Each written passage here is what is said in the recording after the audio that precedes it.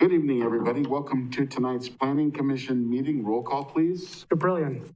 Here. Rosendich. Here. Anchor. Here. Kokanek. Here. Banks. Here. Wood. Here. Mayor McManus. Here.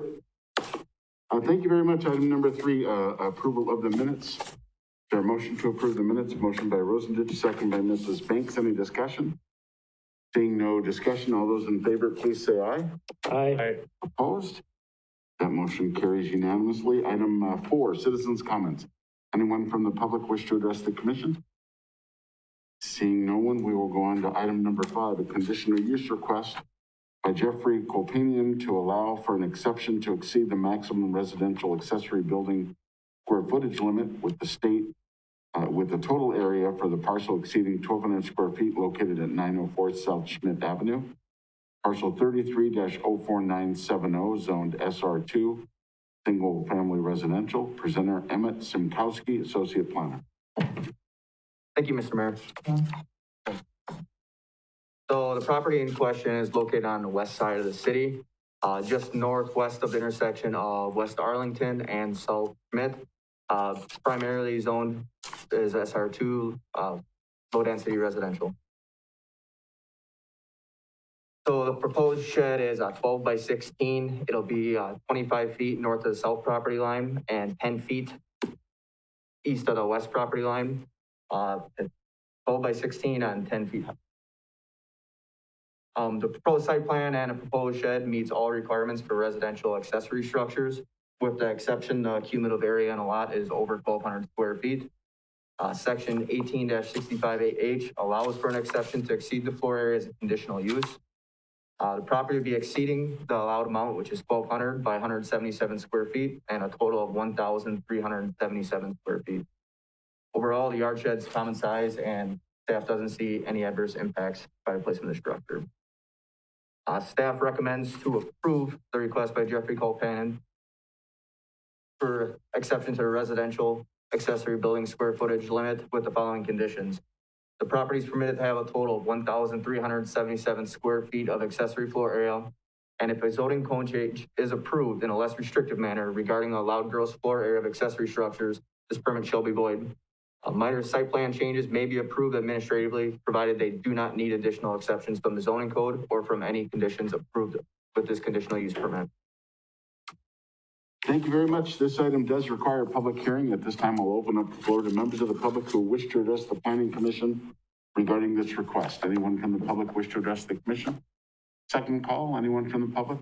Final call, anyone from the public wish to address the commission?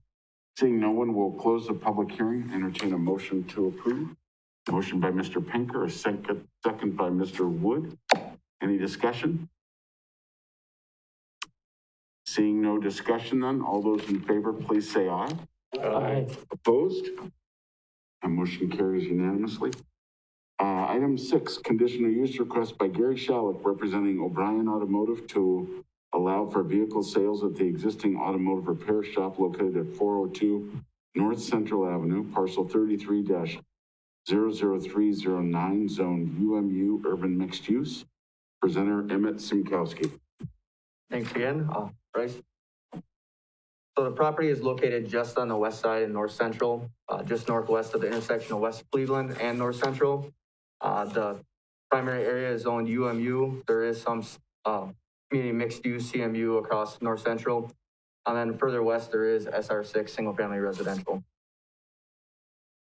So the proposal is to have up to 6 vehicles on site and for sale. And it would be on the southeast portion of the parcel. West of the auto shop, we're gonna go back to the site plan. West of the auto shop, there is an apartment complex there. It is not zoned residential, it's still zoned UMU as well, but it will be completely screened by the existing building that's there. So the reason we have the COP is Mr. Shallick came for a retail dealer license with the DOT. Part of that application process is sign off a local zoning municipality, meaning it conforms to the zoning restrictions. In the UMU, vehicle sales is a conditional use. The UMU has mixed between commercial and residential, with residential being there, the more intense uses are typically conditional use. So is the reason we're here. The proposed site plan meets all zoning requirements for vehicle sales in section 1858-18. Overall, there's no increase in intensity of the use on a parcel, and the property would essentially remain the same as it, besides it have vehicles for sale, with for sale signs where there presently is vehicles sitting there for the shop. Staff's recommendation is to approve the conditional use by Gary Shallock for vehicle sales with the following conditions: that no more than 6 vehicles shall be listed for sale on the premise at a given time, and minor site plan changes may be approved administratively, provided they do not need additional exceptions from the zoning code or from any conditions approved with this conditional use permit. Thank you, Emmett. This item as well requires a public hearing. At this time, I'll open up the floor to members of the public who wish to address the commission regarding this request. Anyone from the public wish to address the commission? Second call. Final call. Anyone from the public wish to address the commission? Seeing no one, we will close the public hearing, entertain a motion to approve. A motion by Mrs. Banks, second by Mr. Wood. Any discussion? Mr. Rosendich. Is there any concerns about extra traffic? I mean, we know how dealerships work. People pull in and out. I'm only seeing one outway going out to Central. Is there another thoroughway through the back? Or We didn't have any really concerns with that because there's really no increase in usage. There's people coming in and out all times for vehicles for sale. These vehicles are made, Mr. Shallock explained to me that most likely it'd be 1 or 2 at a time, at most 6. So, I mean, there's vehicles going in and out and parked there for sale already. So there's really no anticipation that it's going to be increased whatsoever. Okay, thank you. Any further discussion? Seeing no further discussion, then all those in favor, please say aye. Aye. Opposed? That motion carries unanimously. The next item here, I have a conflict of interest, so I'll be recusing myself from this motion. I have a conflict of interest. I'll be recusing myself from this motion. And me as the secretary, I'll be recusing myself from discussion, but I will, as a conflict of interest, but I will be still taking notes. I'll turn it over to you, Bryce. Yep, so with that, I would open up the floor for nominations for presiding officer. Mrs. Banks? I nominate Mr. Pinker. Banks nominated Mr. Pinker for presiding officer. Are there any other nominations? Are there any other nominations? With that, with no further nominations, I declare the nominations closed. I would then entertain a motion and cast a unanimous ballot for Mr. Pinker as presiding officer. Are there any motions? Mrs. Banks, is there a second? So motion by Banks, second by Wood, to close the nominations and cast a unanimous ballot for Pinker as presiding officer. Roll call, please. Mr. Okenek? Mr. Wood? Yes. Mr. Pinker? And Mrs. Banks. With that, motion is carried. So Mr. Pinker is now the presiding officer for this item. And Mr. Pinker, could you please read the agenda item? Thank you. The next item is agenda item number 8. It's a conditional use request by Patrick Sherman, representing the villas at Marshfield, to allow an apartment land use in the peripheral campus area on the UW Stevens Point at Marshfield, formerly known as UW-Wisconsin Marshfield Wood County campus, and to allow non-students to reside in the existing student housing complex located at 2313 West 5th Street in the campus district. This item is a carryover from the last meeting in October.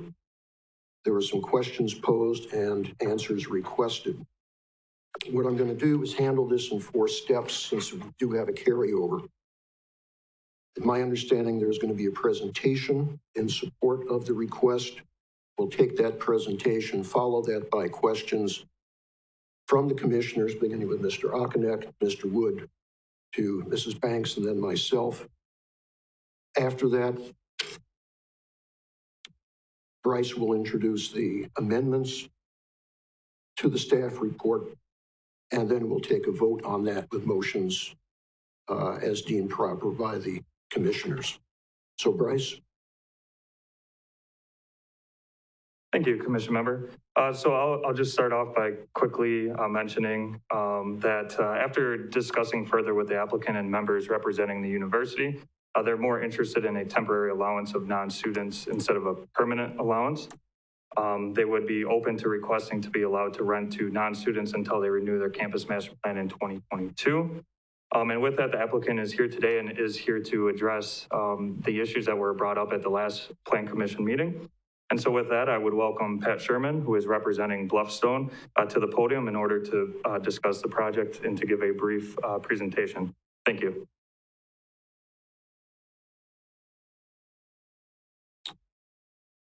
There we go. We've got quite a few slides here, but I'll try to make it as quick as possible. So this one, what this talks about is actually the enrollment at the school and some different things that have changed as we've gone through the years. So starting back in 2015, you can see, I've got my numbers, so we can jump through them fairly quickly here.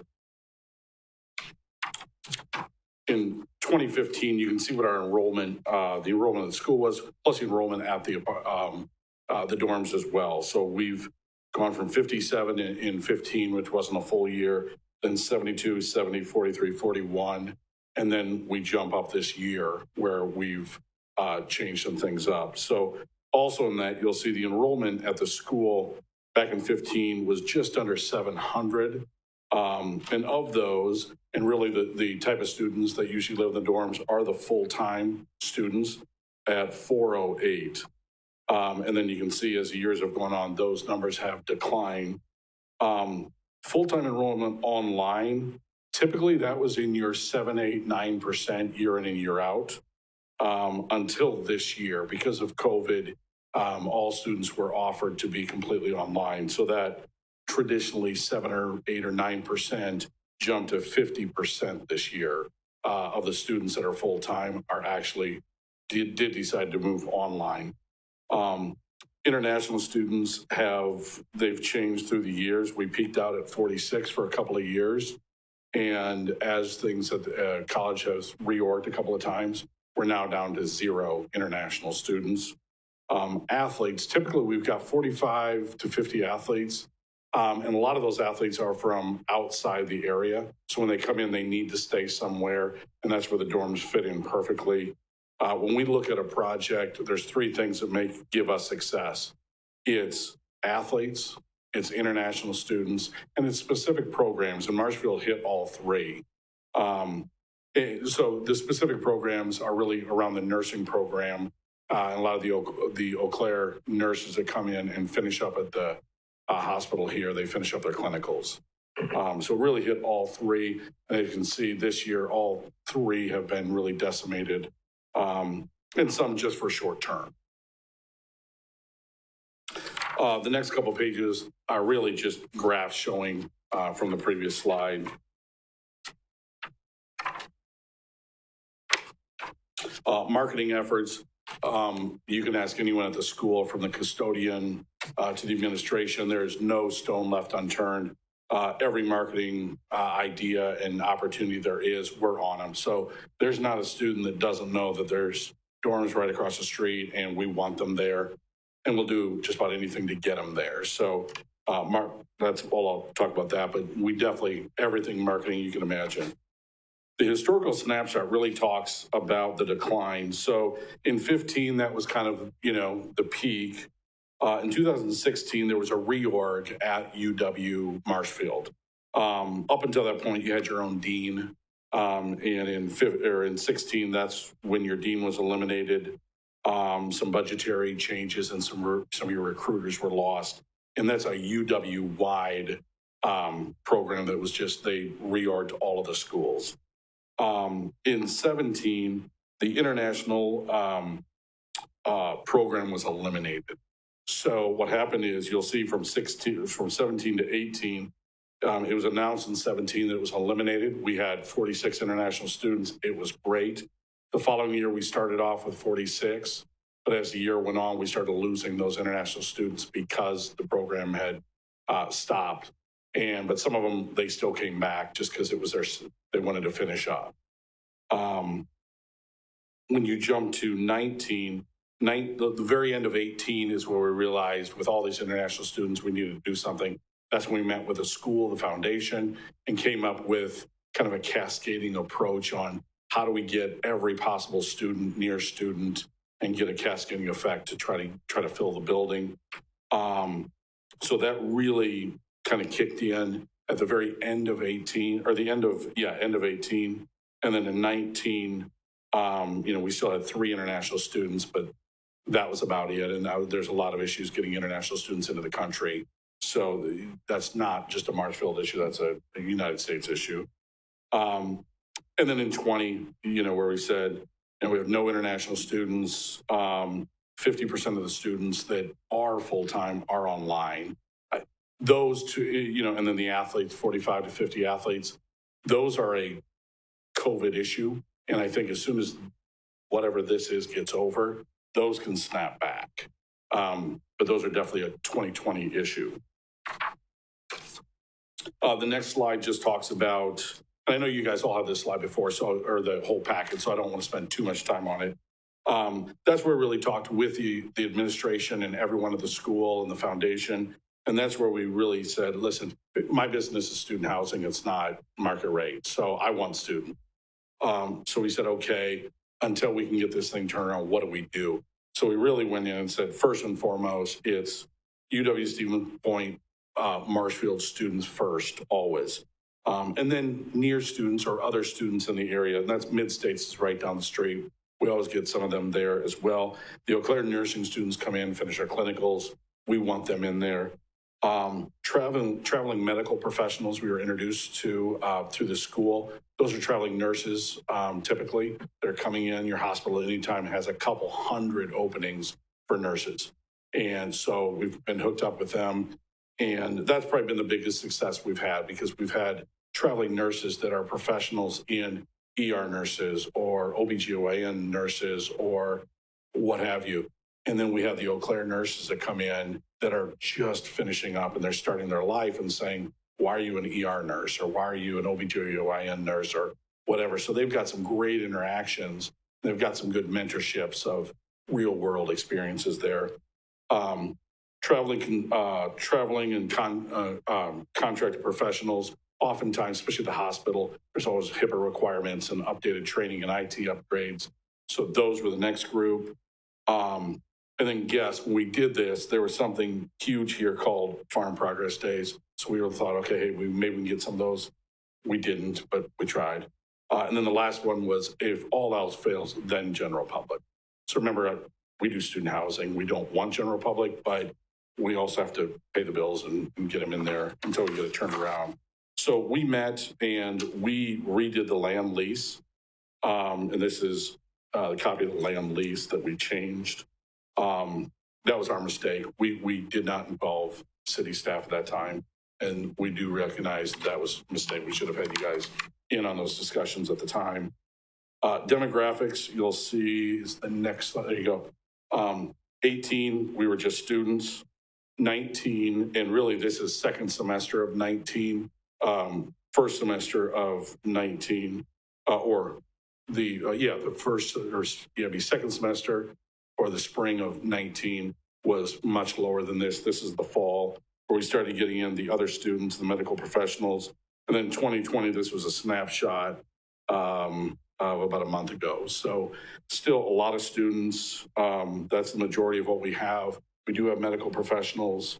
We get a lot of requests for them, with COVID and everything, people coming in. And then we do have some general public in there as well.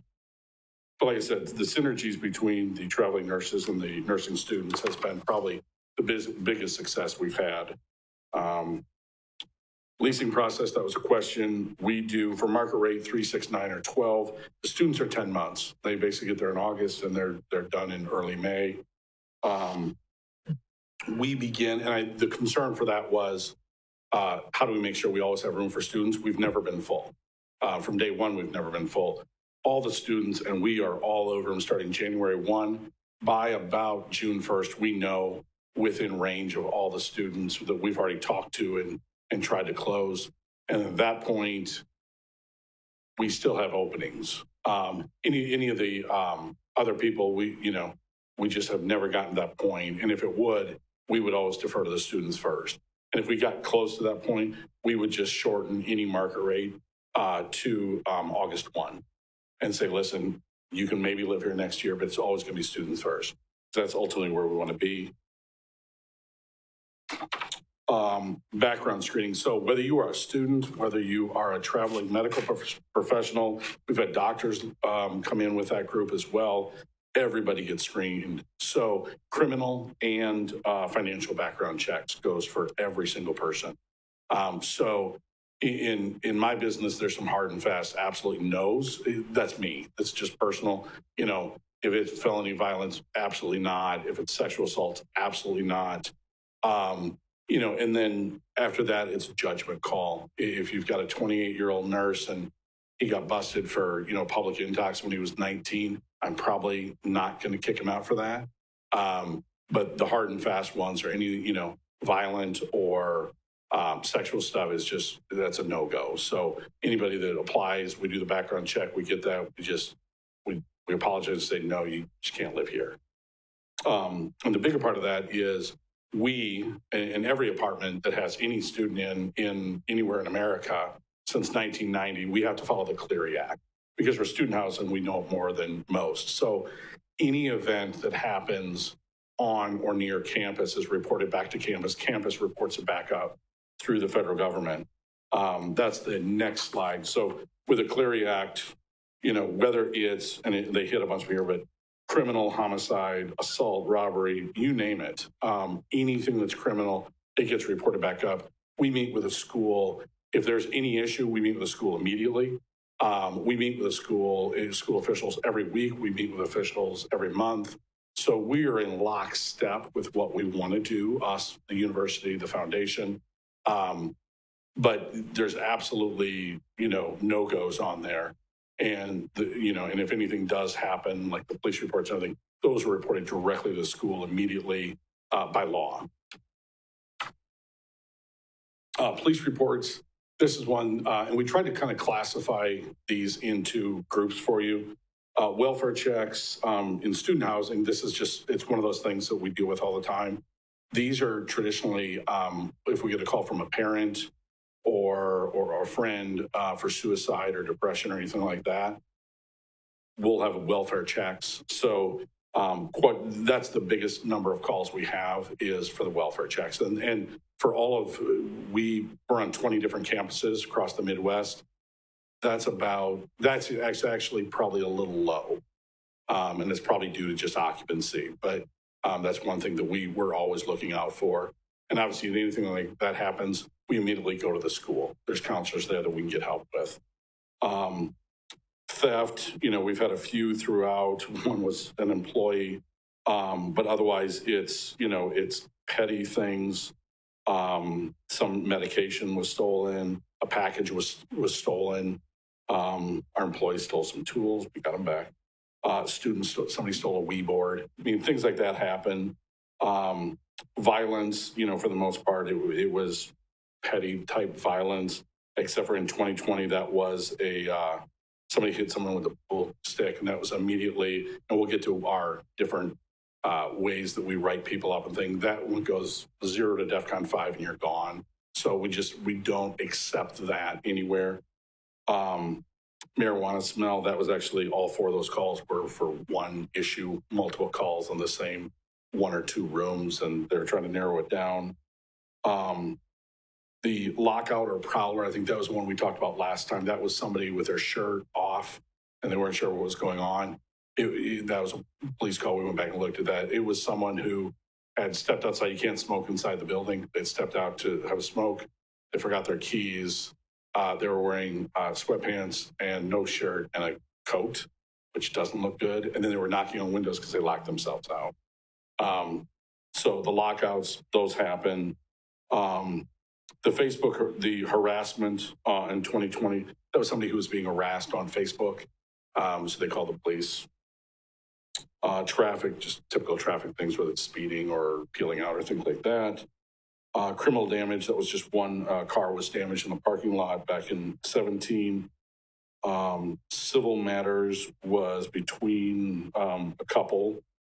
And then other is the same kind of thing. Others were like fire alarms or things like, and that's just something that we deal with all the time. And I would say this compared to most properties of our 20-some properties, it's in range. You know, some like to pull fire alarms more than others and have more of those, but for the most part, it's not excessively good or bad compared to the other ones. We have a multi-layer security system, so when you come on the property, we've got cameras that see you come on the property. We've got cameras at every door. We have key fob, electronic key fob. So during the day, the manager's there. You can come in. As soon as the day is over, the work day, those doors lock down, so no one can get in from the outside. You need a key fob. When you go into that key fob, it records your face and who you are that went in. Once you go to your apartments, deadbolts on all the doors. Inside the apartments, if there's 2 bedrooms, each one of those has a lock. So we make sure the security's there for everyone, especially students. Disciplinary process, you know, first offense, written warning, second, a fine, third, issue a fine or contact a guarantor, or lease could be terminated. But those are general. Like, once again, if it's a violent thing, that's 1, you go right to 3 and you're gone. So those are things we just don't put up with because one bad apple could, you know, hurt us. And then we have some letters of support from the foundation, the Eau Claire nursing program, the administration, and the Marshfield Clinic. And that is the other copy that's fast section. And once again, I can answer any questions that you guys have.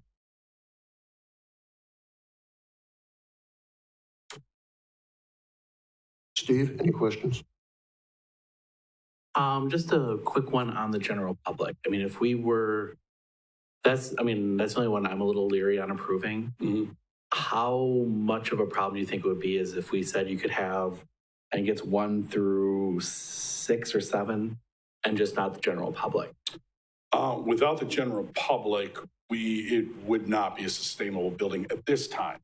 I think if we have that discussion in 12 months when we've got athletes back, or we've got students back on campus, that probably is a different discussion. But today, yeah, there's just not enough. I have 96 beds. There's only 93 students that go to the school that are full-time, and that's really our target. So there's not even enough. We've got every single one of them to fill up the building today. But I think that's a temporary thing when you look at slide number 2, where you've got 50 student athletes that could come back in next year. And that's everywhere. UW, except for Madison, canceled all sports, everything. You guys as well. So it's one of those things where as long as it comes back next fall, a lot of student athletes coming in. And I think that's, at that point, I think we can grab those. But when you look at it today, yeah, it would not sustain the building. And you're not signing any long-term leases for any people, right? No. Okay. No, the most we'd ever sign would be 12. And if we ever approached where we could possibly not have room, which we've never had, but that we wouldn't have room, we would simply say you're moving in, and if it was a general public and someone's building a house and we've got a 4-bedroom unit, move in, fine. If you move in June 1, we would only take it to August 1st or August 15th and say, listen, you may stay after that, you may not, but students have the priority. So if we ever got to that point, that would absolutely, we would cut those off. Perfect. You answered my next question as well. That's everything I have. Ken?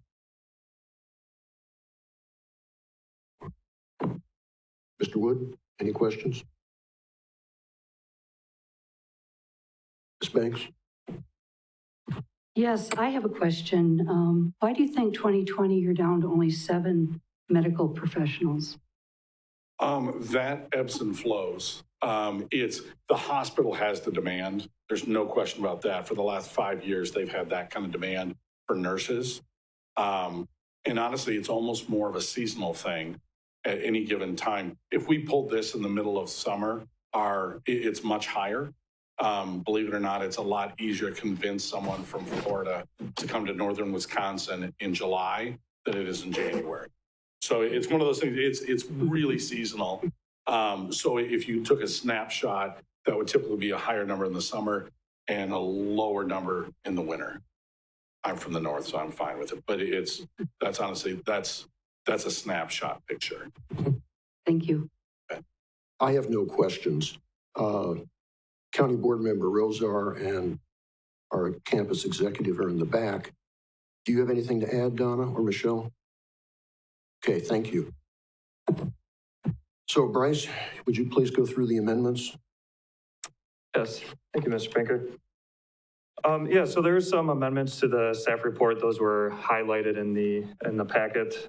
Basically, it was just kind of going over that. Once again, they're more looking for a temporary conditional use permit instead of a permanent allowance of the non-student residents. Staff originally recommended to deny the request on a permanent basis because the initial approval for the building was based on the premise that it would be intended to be available for students. And this was documented in the campus master plan and then also in the comprehensive plan as well. However, after talking with the representatives from the university and with the applicant further, we thought that it would be appropriate to, support approving the request on a temporary basis until they get a chance to kind of reevaluate the occupancy issues. Their campus master plan will need to be renewed in 2022. I believe it's August 2022. And so we would be supportive of, allowing a temporary conditional use permit that would have to either be renewed by, I think it's a recommendation was September 1st of 2022, or that they would include the request as part of the amendment. The other hopeful thing is that this won't be an issue in 2022, and then, they'll be renting to students. So that's ultimately the hope, I think, from everyone. So I think I touched on just about everything. So with that, I can give my recommendation if that is fine with Mr. Pinker. Okay. Staff's recommendation would be to approve the conditional use request to allow a temporary apartment land use and to temporarily allow non-students to reside in the student housing complex with the following conditions. Number one, the temporary conditional use permit will expire on September 1st, 2022. The applicant may either request a new conditional use permit, either temporary or full-time, or amend the campus master plan. Number two, the applicant shall send a quarterly report to city staff informing them about occupancy levels, new leases to non-students, any issues that involve non-students, and other items that may be requested by staff. And then number three, the recommendation would be no more than 24 non-student individuals may reside in the complex. And just for reference, that would be 25% of the occupancy that is available. So that would be staff's recommendation.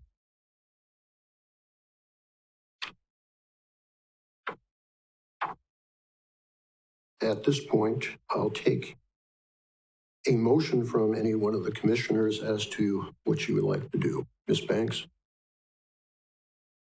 I make a motion that we, that we temporarily allow them to have up to 25% non-student in their, as it's written.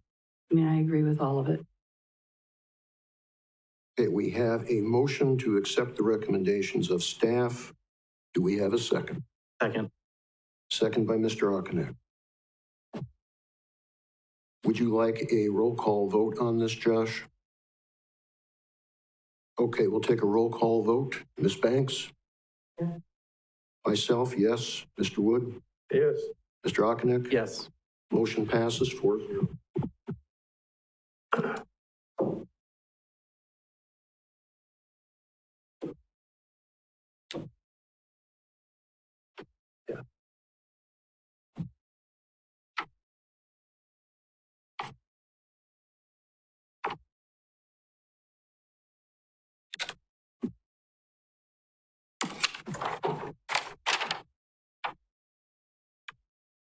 Item 8, review and approval of the proposed City of Marshfield Sewer Service Plan, Service Area Plan 2020 to 2040, which will update and revise a 20-year boundary to control sewer development and protect water quality within the parts of the towns of Cameron, Lincoln, Marshfield, McMillan, and Spencer surrounding the city of Marshfield.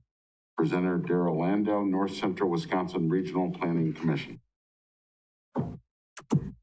Mayor, I'll just give a brief introduction if I could. I Great. didn't include that on the Please do. agenda. This is the third sewer service area plan that the city has done. Typically, it's a 20-year plan, but we update it every 10 years because things change and we want to make sure that we're keeping up to date. The DNR regulations also change. So Darrell has helped us write all three of these. And so he is with the North Central Wisconsin Regional Plan Commission. And we've been working with him for about the last 10 months on this project. We did hold a policy action committee meeting, which consists of all of the adjacent townships and the village of Hewitt, plus the city of Marshfield to review this plan. They did have some comments and some changes at that meeting, but they did recommend moving this on to the next stage, which is the public hearing. If this gets approved by the Plan Commission, the next step would be to turn this over to the DNR for their review. And then once they've had their review, then it gets turned over to the Common Council for a request for resolution. The recommended action at this time is to approve it and then refer to the council for a resolution, but it's going to take some time. The DNR usually takes a number of months to review it, so this won't be on the council docket anytime soon. So with that, I'll turn it over to Darrell. He's going to give a synopsis of it, and then I'm going to go through and walk through the changes in the boundary area. So with that, Darrell? Point of order, Mr. Chairman. Please. The agenda notes a public hearing is required. Are we going to have a public hearing or not? It is. Yeah, we would do the presentation though first. Which takes priority, the presentation or the public hearing? Presentation does. Okay, thank you.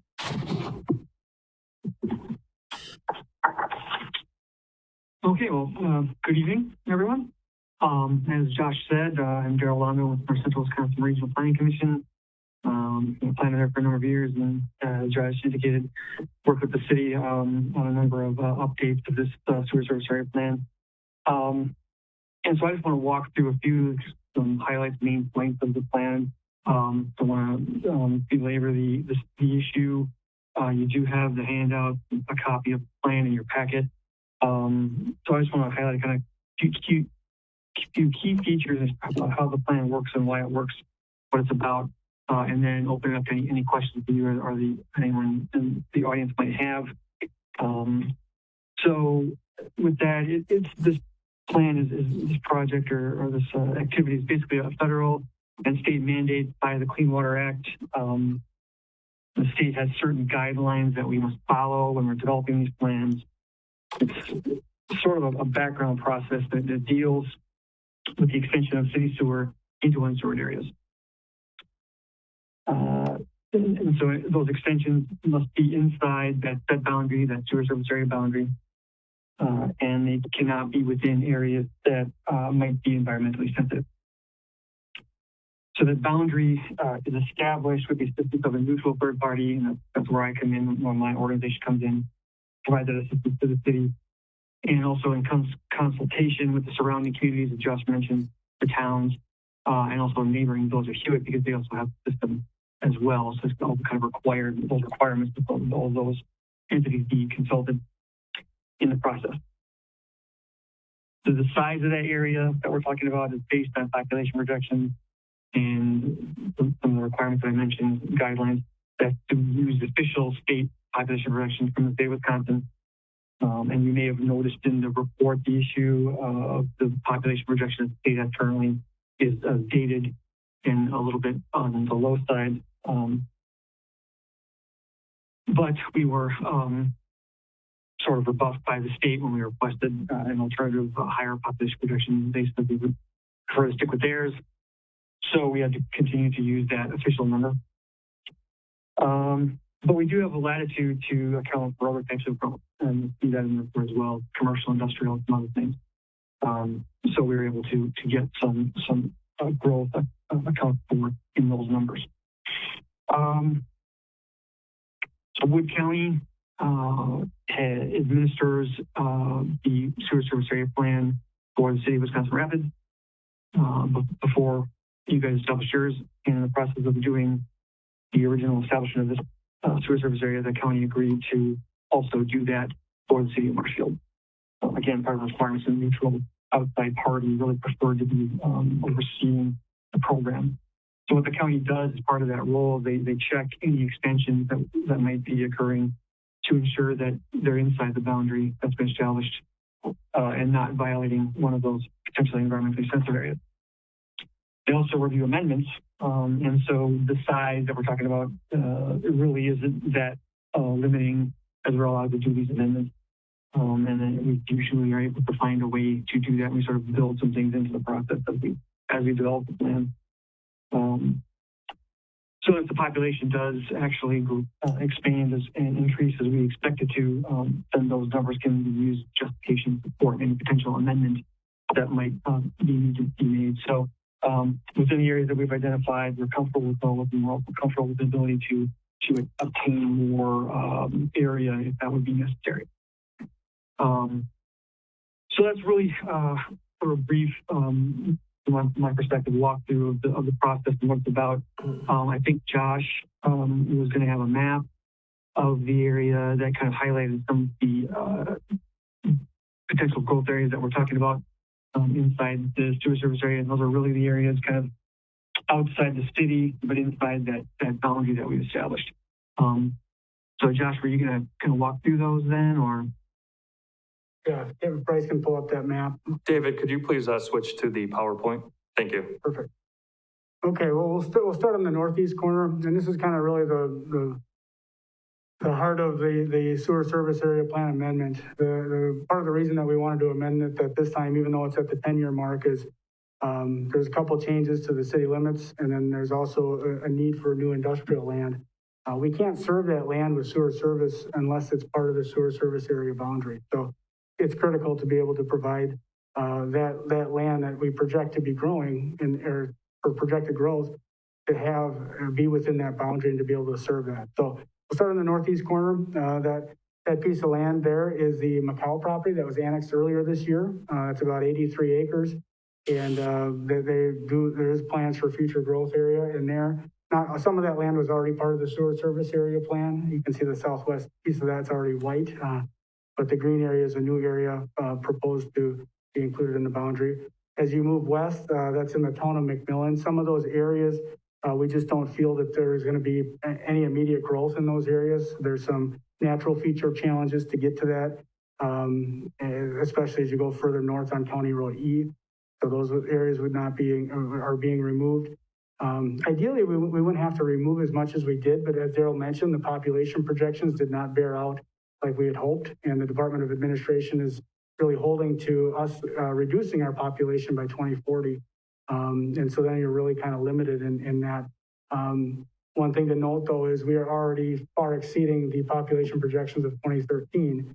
The 2013 population projections were already exceeding as of 2020 that they showed us. So we're about 500 people over their original population projections, yet they are not willing to change their projections. So we feel that we will outgrow that number, but we'll have to wait and see. But so anyways, further as we go west, the area of Meadow Lane there off of McMillan, there's a number of homes in the town of McMillan. A while back, we had talked to them about possibly annexation. Some of them have got new holding tanks, so they were not interested a couple of years ago.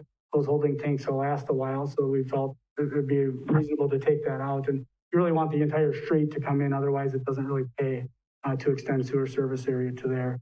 As we move further south or west, there's a piece in Center City Church that we added, and then there's a area off of McMillan Street there. There's some additional residential that can be served with the current gravity system. So that area was added. As you go down south along Lincoln Avenue, those areas, that's the Amber Drive area, and that's in the town of Lincoln. Those areas were removed just because there's some challenges with some floodplain and wetlands and stuff like that, and a lot of it's developed. So we felt we'd either have large lots and it'd be quite expensive to get that sewer over to that area. And then further, as you move down, again, there's a lot of wetlands in there. It just didn't seem like that would be developed anytime soon. And there'd be environmental challenges anyways. As we move south and then across town on the east side, the green area, that is the industrial park that we are proposing to develop and creating a TIF district in 2021 for that area. So that's important to include that in the sewer service area plan.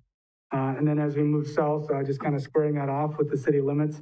And then there's another area along Draxler Drive that when we originally did the sewer service area plan in 2010, we didn't match the property line. So part of that, we just wanted to bump that out to where the city limits are. So we tried to match up with city limit boundaries and parcel lines where we could. You don't have to do that necessarily, but it makes it cleaner. And then further south, we were able to carve out areas of the interchange. Obviously, we're not going to serve any properties between the highway. And so we're able to use that acreage for something else for future growth. And then west is just kind of matching it. Further west is just kind of matching it with the US Highway 10 line. When we were originally doing this plan, we had kind of estimated where that line would be. Now that we know where the right of way is, we were able to match that, match that up with the sewer service area boundary. So that's really the major changes that we added to it, just to really to address where we see future growth going. So this other map, this is the environmentally sensitive area map, includes basically wetlands. I think like stream beds. We also included parks and stormwater areas. So we were actually able to carve those out and take those out of the necessary acreage. So working with our Public Works Department and GIS, we were able to identify those things and able to actually use that acreage for growth. We also have this wellhead protection areas. Those are already guided by zoning. So they're already restricted based on what you can do in those areas.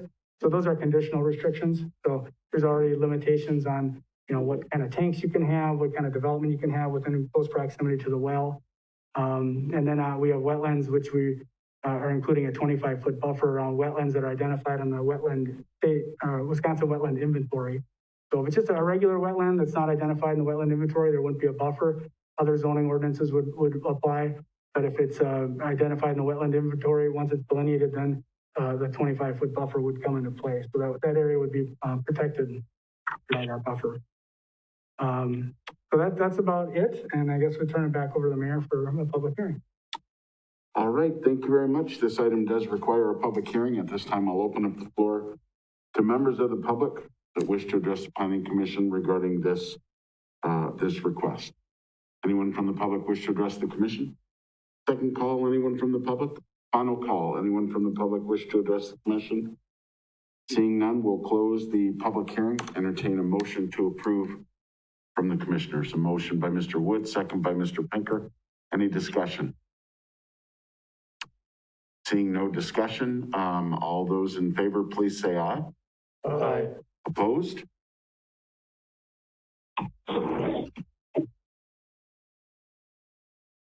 All right, that motion carries unanimously. Item number 9, items for future agendas. Any items for any future agendas? Please, Josh. Yeah, we bring this up every time, and hopefully we're getting to the finish line pretty soon. But obviously we want to do the zoning code update, and that's kind of our priority. That definitely is needed. So we're also working through the building code update with the council. So that doesn't come to Plan Commission at all because it's not a zoning issue, but we're going to be hopefully by the end of the year having a new Chapter 15 building code that has nice clean links for the International Building Code and the Uniform Dwelling Code and up to date with all the statutory requirements. So we're excited about that. All right, one final thing on that. I did want to include and thank Daryl Landau for that report that was in our packet. That was a report. So it was very well done. Item 10, any staff updates? On a similar note to what I mentioned, just the city is going to a new building permit software, and we will be doing kind of some public outreach for that. We'll have training on it, but basically hopefully starting January 1, we'll have a new evolved building permit software, so people will be able to do online permits. They'll be able to take the permits online. They'll be able to apply online. So it should be a really great, more advanced system. It will also allow us to do better tracking of permits and kind of a nice workflow. So we know who's responsible for reviewing each step and be able to be accountable and turn things around quicker. So we're super excited about that. We've been working on that about 10 months. And ever since COVID came, we've basically been buried in that. We thought we'd have it done in 3 months, and we're still working on it. So, there'll be links and stuff for training and how to take out the permits. And obviously, we're still going to be here to help out people to take out the permits. Great. Any other staff updates?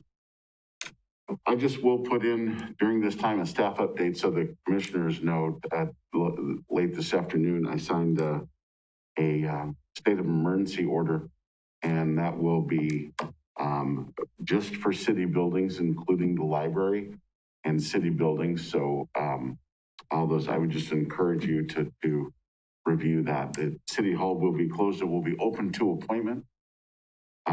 City staff will be working, some will be working remote, and it will affect the library. The library will be closed, but it will have, their virtual learning will be the same, but they will have a full staff inside. They just won't allow people to come in, but the drive-through and the drive-up will be open, so you can still get your materials.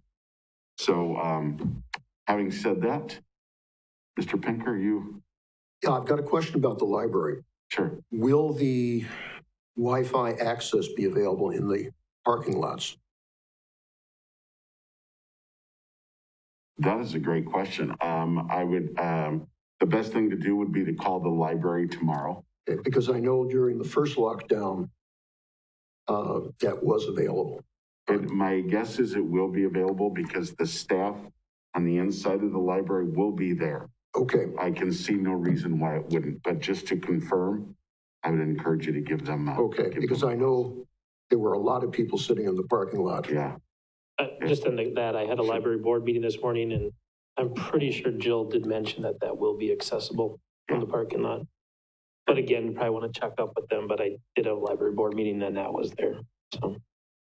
Mr. Akanak, did I see? Yeah, just to clarify then, does that mean that like next month's planning commission meeting will most likely be in-person? No, the government meetings Okay. will be the same. We'll still have the Zoom effect. It's just the public access to City Hall. All right? All right, and with that then, item number 11, is there a motion to adjourn? Motion by Mr. Akanak, second by Mr. Rosendich. Thank you all very much. We are adjourned.